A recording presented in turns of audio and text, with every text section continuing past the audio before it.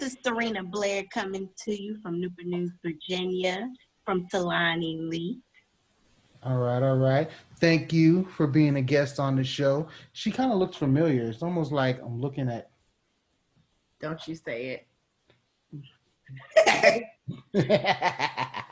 Double your pleasure, double your fun. Doublemint girl. Doublemint twin. So it'll be double the fun for this interview. Yes. Double the torture. No, I'm just playing. All right. So we're going to go ahead and get right into it. Who's on the line? We got you here finally. So I hear you do hair. How long you been doing that for? I've been doing hair for about 9 years now. Oh my God. 9 in the game. Wow. Okay. What got you into the industry? Oh, a lot of stuff. I guess, well, I always been doing hair since I was little. So, I don't know how to answer that question. Next question. So, tell us, what is your favorite hairstyle to do or your favorite hair service to provide? Ooh, the most expensive one, because that means I get paid more. Hello. Okay. But nah, on the serious note, I like to do extensions. I love curly hair, you know, represent my natural girls out there because I am natural under this. But anyway, that and color, anything ombre, balayage, that's my favorite thing to do. But those are all high ticket prices, like I said. But they are also the most fun, the most detailed, and they bring in the best type of client. True. So speaking of clients, I'm going to go a little bit off the books here. So I'm pretty sure you get some very interesting clients that come through. You probably have like, I know you work like Plenty Miracles. Like, what has been maybe the craziest client that you had that you were just like, wow, this is going to be a doozy? Most of the time it's not their hair, it's the attitude. I knew I was coming. I would say, hopefully this person ain't up here listening. But this was a long time ago when I first, I would say probably like my second or third year doing hair. And she was bringing in a elderly client, and she was her caregiver. And she was trying to tell me the whole time how to do the haircut. And she was like, yo, auntie or somebody kind of attitude. She came up in there like, this what we gonna do. And I was like, okay, let me ask the client. I'm pretty sure she can speak for herself. So, man, what are you looking for? She was like, look, so here's a picture. She want to look like Halle Berry. And I was like, okay. All right. So do you want it to be short, you want clippers, do you want to do it with scissors or what have you? Because at the time I was just starting, so I didn't want to go in and just do whatever. Let me give her the choice because some people be tripping whether or not they're going to use clippers or whatever on their hair. And she was giving me all this other instructions. Well, she like this, but don't do this right here in this section, but do it like this in the front. And I'm like, ma'am, do you want to do it? Dang. Yeah. But anyway, that was like a 2-hour service. Huh? I said you can't be in the waiting room. Right. And she did and kept getting up and interfering. What are you doing? What's this? Oh, so you using clippers. You know what, ma'am? Wow. Well, I'm sure you get a couple of them like what, a week? No, that was back then. Yeah. Oh. At my new salon, it's not like that. Okay, well, that's good. That's good. Happy. You got to have a happy place to work in. Yes. So, you know, because of COVID-19, things are different. How has that affected your job and what has changed for you? Wearing a mask all freaking day. All day. And then, you know, on my feet all day. So it's a lot on my body, and then not being able to breathe all the way. But I do switch it out with my face shield, so that makes things better. And then we keep a questionnaire up front for clients when they come in. So we got to make sure they sign in. We got to make sure they're wearing their mask. If they don't have one, we have to provide one. So the questionnaires be like questions on the questionnaire is like, have you had a cough in the last 7 days, or been around anybody sick in the last 14 days, stuff like that. Have you ever had COVID yourself? Blah, blah, blah, blah. Are you a healthcare worker and been around people with, you know, COVID-19 basically?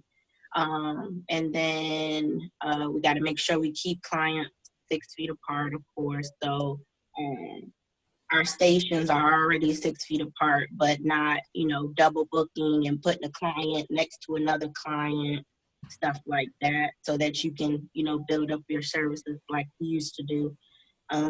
We keep guards in between the clients at the shampoo bowl, so they're not next to each other when they're getting their hair washed, and we wipe down all of the surfaces and stuff with disinfectant. That's pretty much it. I mean, that's a lot. That is a lot, but have y'all like been consistent with it? 'Cause I know a lot of places that I've been to, like stores and just regular places, almost like they just gave up and just just wear a mask, please. like handing out stuff or trying to, like, you know, have a wipe me down station or none of that anymore. It's just, you know, like, you guys been pretty consistent with that? Yeah, we've been consistent. We keep hand sanitizer on every surface pretty much. So at our stations, at the front desk, at the sign-in desk, in the bathroom. So making sure that, you know, clients feel uncomfortable, you know, pump, put it on before they sit down or before they, you know, walk back onto the floor, stuff like that. And it protects y'all too, to make sure that, you know, people aren't, you know, being reckless. You know, y'all are enforcing things, which y'all should be. More people should be doing that, but, you know, I guess it makes it more difficult for y'all, but at the same time, safety first, you know. True. Yeah. Speaking of safety first, because you said you wear a mask all freaking day. How much mint do you go through a day? Ooh. I do keep stock on the icebreakers. I will say that. But my boss, she had a good idea though. She put a big, like, liter-sized Listerine pump in the bathroom with disposable cups, so we could go back there in between pump, swig, and go back out on the floor. Yeah. But I keep mint in my station anyway, because, you know, before COVID, we in client spaces, so you don't want to have no funky breath cutting bangs and stuff, and you all up. Yeah, take this before we start. Right. I can't offer it to them, but, you know, at least mine's fresh. Yeah. True. Any advice for someone getting into the hair field? Oh yes, lots of advice. I would say you would need to be passionate about it, because it's not easy.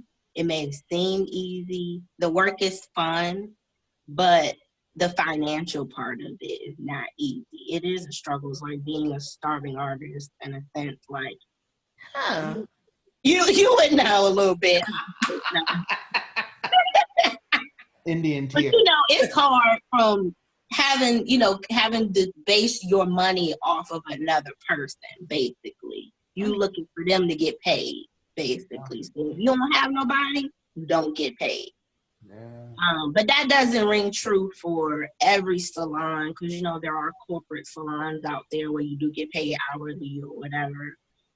But in my situation, I get paid commission right now. There's people that are booth renters, and, you know, what comes in the door, what's on your book is what you're getting your income from.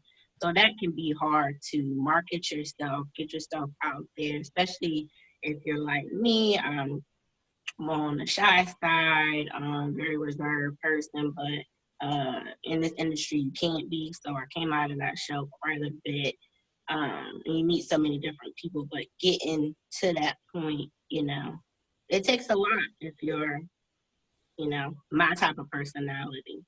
And keeping that consistent income, because your checks are never the same, they fluctuate. Oh, true. And then dealing with certain people, you know, you're not always going to have the best experiences. You got to be prepared for that. So your customer service has to be A1 Yeah. for you to get the coin. All right. So you was talking about, you know, being a shy type, but having to put your stuff out there. What kind of creative marketing or like personal marketing or branding, if you want to call it, have you or any of your colleagues done, especially with the times we're living in now? Now, I'm a little bad at it, but being more active on social media, coming up with different ways to get people in, like different games or posting about different products, how to use those products. Those are fun ways to get people excited about coming back. And I feel like we haven't had too much of a problem with people coming back because there's not a whole lot for us women to do. So if you're staying at home and working or not working, you know, the salon is a fun place to be. There's no, you know, other than eating out. That's like something fun to do. True, true. I love eating out. I ain't gonna lie. Well, we really haven't been eating out since everything. I mean, we've been ordering food in, but we haven't been to like an actual restaurant to sit down and eat. But Oh, really? I can see how, you know, I mean, if I didn't have you as my sister, I mean, I could see going to a salon and getting my hair done. Right. Okay.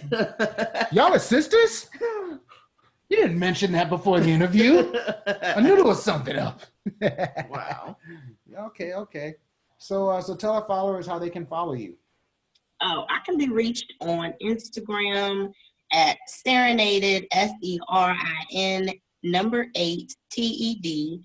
That is my hair page, and I also make jewelry on the side. You can follow me at modest.rain on Instagram as well. Cool. All right, all right. And she has some really nice jewelry. So, Check yeah. me out. All right, cool.